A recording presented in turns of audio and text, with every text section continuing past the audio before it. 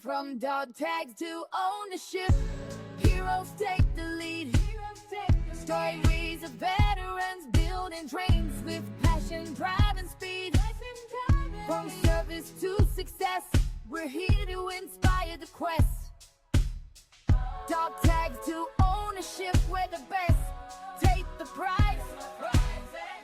From the battlefield to the boardroom, this is Dog Tags to Ownership, the podcast where veterans share their journeys from serving our nation to leading in business. Hear inspiring stories of grit, growth, and the entrepreneurial spirit that drives those who serve to succeed. Tune in and take the first step toward your own mission in entrepreneurship. Series 1 percenters, welcome to Dog Tags to Ownership, where once a week we interview veterans who charted a path towards entrepreneurship. Here, our goals are to share resources, advice, and success stories about starting a business, discuss strategies for building financial independence and creating your own path, and most importantly, build a community to support each other through the challenges of transitioning from service life to civilian ownership. So today we are extremely excited to introduce our guest to the show, Miguel Echols. Miguel is a U.S. Marine Corps veteran, leadership consultant, corporate trainer focused on developing high-performing leaders in a high-performance workplace culture. Miguel, welcome to the podcast, and thank you so much for joining us today to discuss your journey from dog tags to ownership. And most importantly, thank you for calling in at 04 from Thailand. To get started, could you please tell our listeners and followers a little bit about yourself and your military service? I'm a United States Marine Corps veteran. I joined the service right out of high school, probably 2 weeks after. I always say I wanted to join 2 days after I graduated, but the recruiter told me no. So I went 2 weeks later, went to Parris Island, South Carolina, and it started with a dream. I had a vision, and I saw myself in a Marine Corps uniform. Can you talk a bit about your desire, passion to join the Marine Corps and what you did in the service? The desire, passion, initially when I was young, it was for several reasons. Then this or knock towards college or anything. I didn't want to wait 4 years to, get some income. I didn't want to read another book or another textbook and take a test. I didn't want to go continue that route. And I wanted a challenge. I wanted to be able to do some, cool stuff like shoot the rifle, jump out of helicopters, physical fitness, on the job training, brotherhood too as well. So I wanted more of that. And when I got into service, I actually got pretty much what I asked for. Now, I was admin and security forces. For those who don't know, security forces is an extension of PMO. I had kind of the best of both worlds. I was able to travel, and at the same time, by me being an admin and attached to PMO, I was able to do certain trainings where I could still get those, dopamine rushes. Oh, that's awesome. And your decision to transition out, was that an easy decision for you? Did you know, hey, I'm going to do this initial term of service, and then I know exactly what I'm going to do when I get out? Or what was that thought process like for you? So I would say it wasn't easy because initially when I joined the military, I did a lot of research. I would say I'd done a lot of research through, internet, talking to recruiters and talking to veterans, plus talking to maybe a couple of active duty people. And then you have family members as well. And so I kind of warped my decision slightly around that. So I was like, 20 years? I could just do 20 years and that's it, and I don't have to go to 55, 65 or 70 years old. So initially when I went in, I had my mind made up, like, hey, I'm finna do a full 20. And each contract, I had my mind made up on a specific job that I was going to do. I don't recommend anybody doing that because that don't always, work out. You at the mercy of the monitor sometimes. But that was the initial thought process. And it was a little bit tough for me because my contract expired. I was leaning more towards on getting out, but I felt kind of like a failure because I didn't do those full 20 years. So one day, it's funny that you mentioned it because one day I was just sitting in the car and I just did a prayer and I was just like, hey, show me the path, which one would work out for me. And right before I finished outside in the car for a split second, a civilian guy walked up to me right before I was going into work. A civilian guy walked up to me and was like, hey man, let's have lunch. And come to find out, This guy was, what was he? He was a liaison for veterans, or people that's transitioning out. And I met him 5 minutes after I said that. So that gave me the sign right there. Yeah, that's awesome. And you're not the first person that has like said they look for a sign to see like what they should do next. It's cool that you brought that up and you were able to tell us that story. But you had mentioned that you became somewhat of a nomad when you got out. So what I guess transitioned you to get to Thailand, one, but then two, just your consulting business and your leadership and speaking business. Like, how did you decide, or was that a passion of yours that you decided to get into? And then what made you go to Thailand as well once you transitioned out and where you are now? You said you've been there for 3 years. So can you just talk a little bit about that? Yeah, so with the speaking, that's actually been a gift I had since I was 12 years old, maybe a little bit younger. But, 12 years old all the way up to 18, and I came from the inner city, so you don't necessarily have the resources or the education to be able to bring that to fruition. So it's a little bit of a journey you have to go through. The military help kind of mold that in a sense with the leadership and putting you in. And I was pretty fortunate to be in leadership positions very early and young. At 18, they threw me into the fire. It helped me with the public speaking and, talking to people and counseling Marines, military personnel as well, especially when you deal with them out in town or at volunteer events. And, that's a time when the rank comes off, so you can kind of talk to people a little bit more. And I was able to, get some counseling experience with that as well. So in the military, I was doing that, but I will say this, I wasn't fully 100% behind my gift because that wasn't what was paying the bills.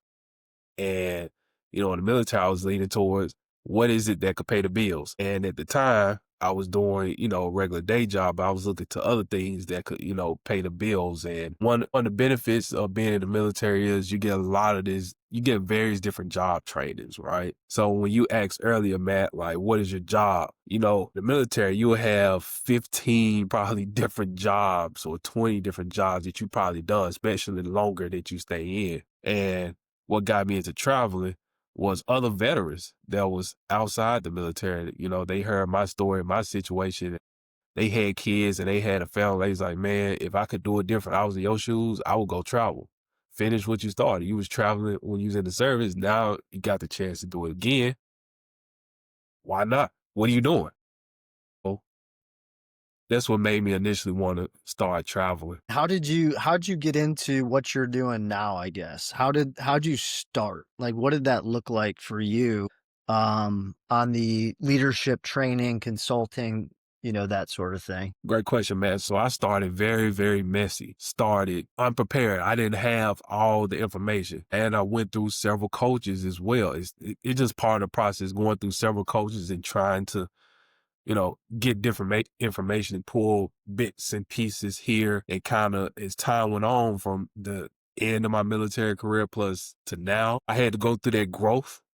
Each year you age, you should, get a little bit more wiser and a little bit more mature, regardless of how old you are, right? Mixed with learning, the business side of things and where I wanted to go and, okay, what is it with speaking that I wanted to do? Because speaking is still very, very large because you got religious speakers. But one of the things was it put a little fat on my bone. And I had to come back and, skin the fat off my bone and say, okay, this is exactly the lane that I want to go down is, leadership. So, and that's what I'm at where I'm at today. I had to make up my mind, start out very messy. That's good. I mean, sometimes it's not a smooth or straight line, right? To get where you've ended up. I think that's true of many folks in their journey. There's lots of forks in the road and lots of decisions to be made. It's good that you found where you want to be and that you're getting that fulfillment. So can you talk a little bit about what you're doing now and how you're leading others, leading teams and consulting in that sort of space? Initially, I was doing one-on-one clients. Now I'm still working with clients one-on-one, and that is kind of still a variety in a sense. It's a mixture of leadership with some personal development, maybe life coaching under that umbrella. And now I'm pivoting towards working with corporations and, government agencies as well. I've spoken at Starbucks. I went to Chamber of Commerce's. I've worked with and I'm open to going to other countries as well. Like when I was in the States, and I remember I worked with nonprofit organizations, high schools, and the Chamber of Commerce is there. I did kind of travel a little bit, drive to another state or whatever the case may be. I'm open to that. Now it just gotta make sense logistically because I can't just drive over, to the state. So majority of my gigs is online. So I'm pretty fortunate for them to be online right now. But again, I'm open to coming in person. You gotta make sense logistically. Especially by me being in Thailand. Because now I have to get on a plane to go other places, and that's a totally different conversation. Can you talk a bit about like how you formulate your plan, I guess a plan of action with these different companies or people? Is there like a consultation part where they say, hey, Miguel, this is what I'm trying to get out of the training, or this is where we're trying to take the team, and you help them on that path, or how does that work? And I guess, is this a lot of times on this podcast, we'll talk about people kind of finding their why or their purpose. And you've talked about, your gift to speak, and I think to inspire others. What is this fulfilling that passion for you? Or is there more that's on the horizon that you want to do or want to accomplish? Yeah, like I say, each year it comes with, more age, more maturity. You kind of change in a sense.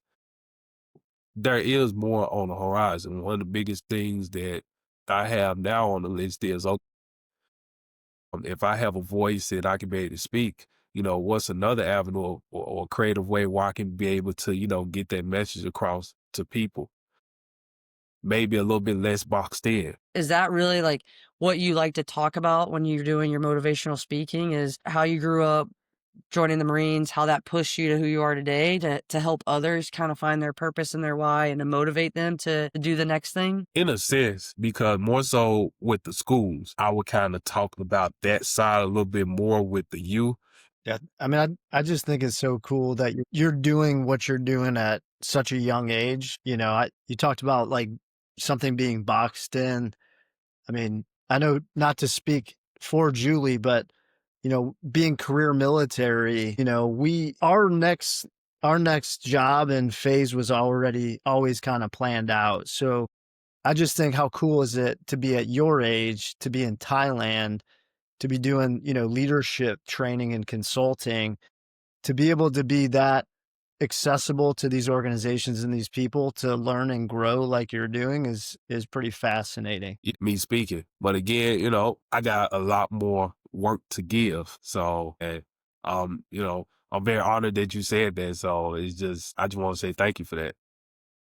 What's been like your biggest challenge for you to get your name? Is it getting your name out there, getting your brand out there? What's been like your biggest challenge to help you move your business forward? Okay, so great question, Julie.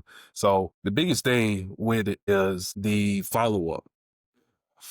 When you are research long enough and you dibble and dabble any business, you'll come across ways where you can get access to clients and leads or whatnot. Even for podcasts, I'm pretty sure you all found ways where the leads isn't the issue. Following up and, having a system behind it is the issue for, a lot of people. I can't say everybody, but, for a lot of people, and for me, that's one of the biggest things is following up the third and fourth time. Because sometimes you talking to people the first time or the second time, whether it's a good conversation or not, you still don't necessarily get that traction behind it.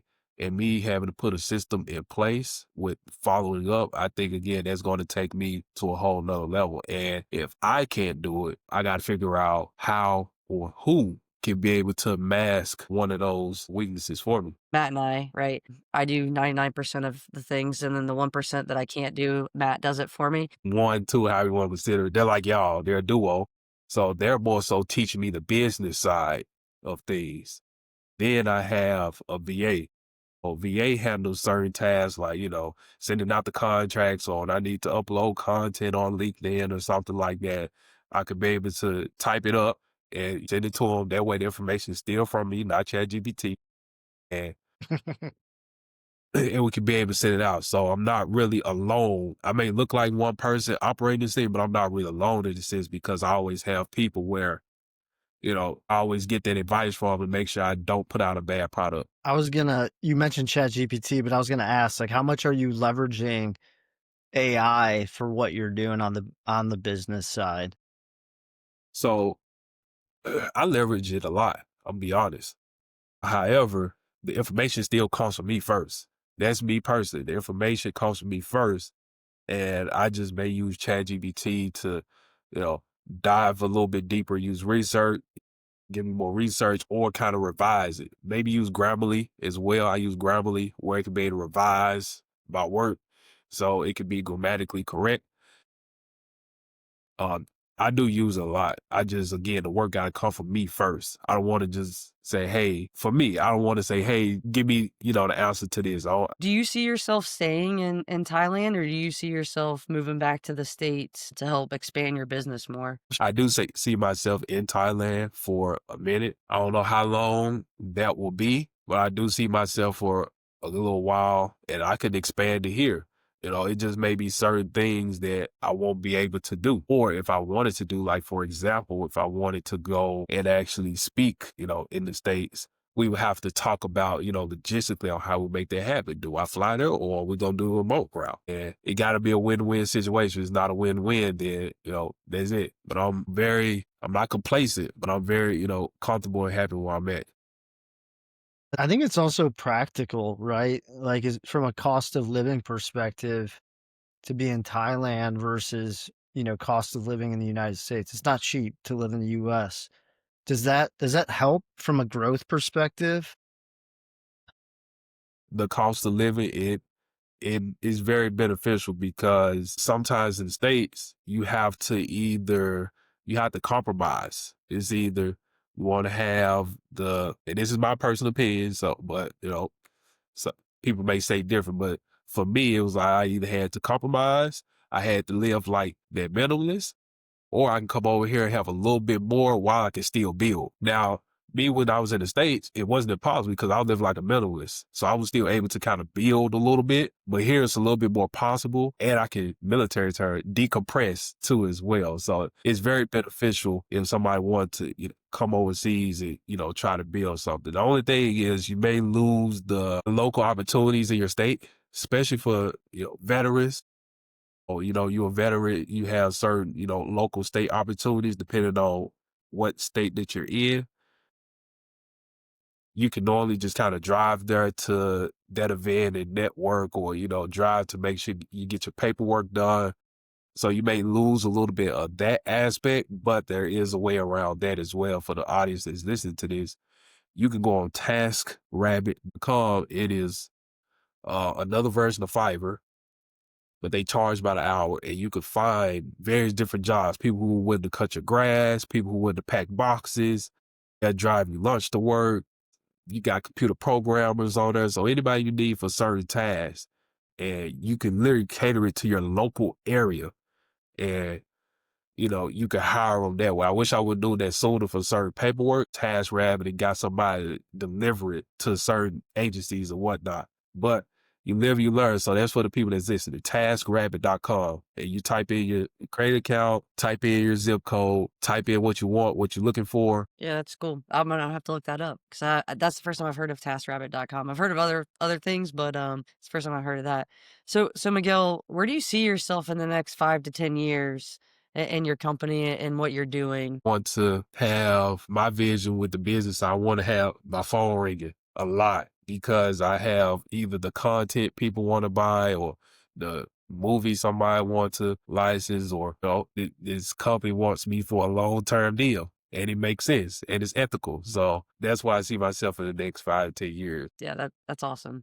And we definitely hope that you're able to get there. And I think you will based off of everything you've told us. So I think we're going to start wrapping up here and get into our final 2 questions. But before we get to that, is there anything that we didn't ask you today that you would like to talk about or bring up to our listeners and followers? Well, the TaskRabbit was one of them. Okay. That was one of, because I know a lot of people out there They like, man, I can't get nobody to work. That's the trend. I can't find nobody to work and do this job. Rabbit.com. I'm giving you value. I'm not going to give you the motivational stuff and you feel good. I'm giving you real, actual hands-on value. On TaskRabbit, find a job that you want, whether they cut your grass, cut your hair, pack your boxes. You got virtual assistants on there. You got people who will literally deliver your stuff to the post office. They're called delivery drivers. You can find them. They got their hourly rates on there. They got their profile. You find what you want, type your zip code in. Well, you type your zip code first. Then you find what you want, and now you got somebody who willing to work for you. Now, you still got to filter them out because, again, it's with people. So there's probably going to be some good people. There's going to be some bad people with that. But it's going to be much better than just calling your friend. Very true. I'm afraid if my wife listens to this episode, I'm going to end up on there and I'm going to be doing odd jobs over the course of the week, but no, it's good. I am going to check it out. So my question for you, Miguel, is I listen to a lot of real estate focused podcasts or audiobooks. Is there anything you'd recommend to our listeners, either a book, an audiobook, a podcast, that's maybe inspired you or helped you out? And so, audiobook, podcast, or a book that inspired me. Well, it's a couple. So I'm going to throw Dog Tags to Ownership in there. That's the podcast. So make sure y'all continue to listen to that. And there's two books that actually inspired me. For one, I would say it was this book called John Maxwell, No Limits. It's in the blue book. It basically talk about capacities. That was the main thing I got from that book, and about relationships and dealing with people, because, everybody isn't a one size shoe fits all when it comes to relationship. So knowing the capacity and the roles people play in your life, and allowing them to be inside their role and not necessarily trying to change them, but if they do change, let it happen organically. We tend to be better off. Right? That's what I got from that book. And another book as well. It's actually a book that I wrote called, you can get on Lulu.com. Is From Big Bro to Little Bro and Sis. In that book, I wrote 10 life lessons. So things I learned, I put it in the book, 10 life lessons. It's similar to the 48 Laws of Power. You can take a lot away from that book. And it's on Lulu, From Big Bro to Little Bro and Sis. That's awesome. No, that's awesome. And I'll link it to our show notes on here too, so people can check it out and get it if they want to. That's really cool that you wrote that. Our final question of every episode, Admiral William McRae authored the book, Make Your Bed, Little Things That Can Change Your Life and Maybe the World. So Miguel, do you make your bed every morning? Now that you're a former Marine, so I'd be very careful about how you answer this question, maybe. Do I make my bed every morning? I'm going to be honest, no. But it's not messy neither, because I'm still kind of conditioned to sleep kind of in the military. I sleep kind of on one side, so I can just get up, and put the cover back. I don't do the whole tucking in. I think that's the consensus of Marines. When you all get out, you no longer, you still have the discipline, but not the full discipline like you did when you were in as a Marine. But former Marines, they stopped doing some of those little things. Oh, I will say this. I was at a hotel a couple years ago, and lady, she cleaned the room. She said, "You're a Marine." I said, "Huh? How you know?" I ain't really fold. Again, I didn't do the whole, tucking in the sheets or whatnot. She was, I can tell because of how you slept. It looked like nobody was in here at all. So, she's like, she was like, you weren't a Marine. You only use one side of the bed, and, you put it back and didn't do anything. It looked like nobody was here. I still got to take the sheets off, but it looked like I was here. So for those who listen, it does give you a hint of how my bed does look. It ain't just crazy messy. I think Julie was talking about the Citadel, right? Like just sleeping on top of the bed so you wouldn't have to remake it in the morning. So yeah, all those hacks that we came up with from different schools in the military. Well, hey, Miguel, I know we're nearing, I think 5 a.m. in Thailand, but we just want to absolutely thank you for making the time to come on the podcast. To share your story, to share your journey and your passion and what you're doing right now to lead and grow others. And we look forward to keeping in touch and hopefully reconnecting again in the future. So thanks for coming on. Military One Percenters, whether you're brainstorming your first business idea, already running a company, or just curious about where to start, Dog Tags to Ownership is the place for you. Please hit that subscribe button to receive all new episodes. Also, if you know someone who has turned their dog tags into ownership, drop us a DM on social media or tag someone. We are always looking for new guests to bring onto the podcast. And as always, Military One Percenters, thank you for your service. Let's continue this journey and working together to write our next chapter. Until next week, keep pushing to turn those dog tags into ownership. From dog tags to ownership, heroes take the lead. Stories of veterans building trains with passion, drive, and speed. From service to success, we're here to inspire the quest. Dog tags to ownership.